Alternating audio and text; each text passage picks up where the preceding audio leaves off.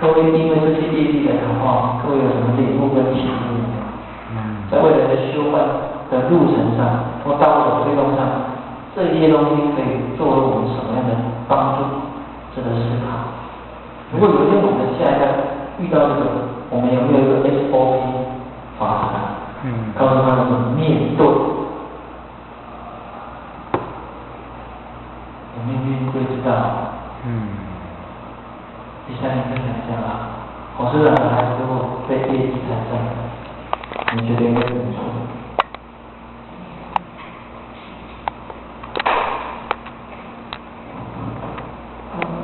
如果是我主管的话，应该会先给他一些心理上的支持，然后再来的话，当然就是既然是业绩的话，就必须要有功德。那这时候就要去引导他们说，我们在我们佛堂，我们可以做什么？因为其实我是男朋友，他们可能有的不一定都是道场的，他们可能会去信一些外面的那个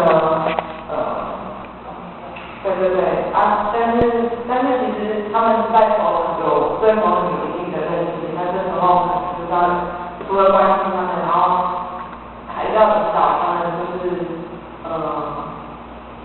多去帮助其他人，因为可能会像局长说的，就是如果就是你发的愿，结果到最后没有解决的话，是不是应该要他们是不是会变成有人？所以其实这一块的话，会变成就是在处理业力这一部分较很疏忽的地方，因为之前后学有听过，就是有一个讲师他在讲课，然后他就在讲别的单位的，他说有一个讲师他得了肺癌，然后呢，那个讲师就觉得他就是一直发愿然后很多人都帮助他，但他的肺癌不但没有变好，然后反而越来越严重。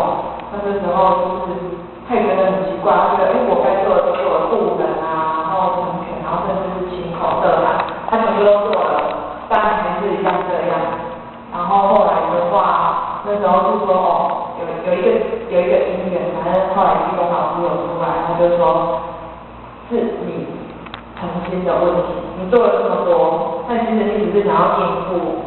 就觉得说那我做得好你应该要觉得很知足了。可是他没有去注意到说，其实是自己的那个诚心是很重要的。所以可能如果我们还遇到这样的问题的话，会变成说不是只有他的功课，而是说我们在我们的每一个人都必须要给他去面对的。所以这一部分因为我们就是没有经历过。所以后面就是就自己所知道的，跟各位先分享。以上谢谢。好，谢谢。或许真的觉得应该把这个概念我相信不管是我们自己，我们受到了7年，我们成学，曾经面对业力的时候，我们要怎么做才合乎我们道场任何大的层面？当然可能讲不只是这3点，但是当然第3讲的话，我们归纳出3点。第一个要有功德，第二个要诚心诚意，第3个大家共同帮助他，共同来面对，对不对？好，但是每一个细节的部分应该要怎么做？它见不到智慧的拿捏。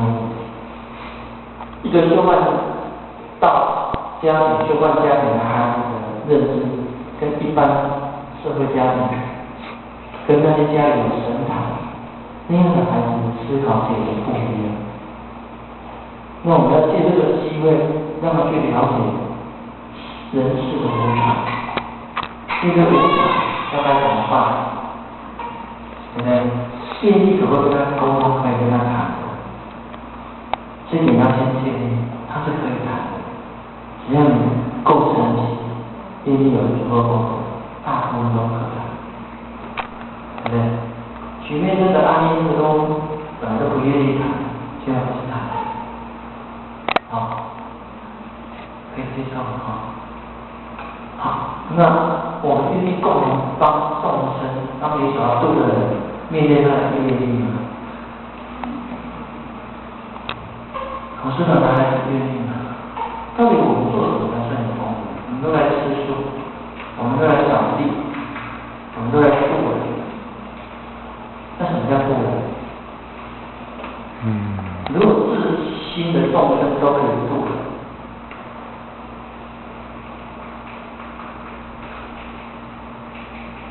请问你有没有度人？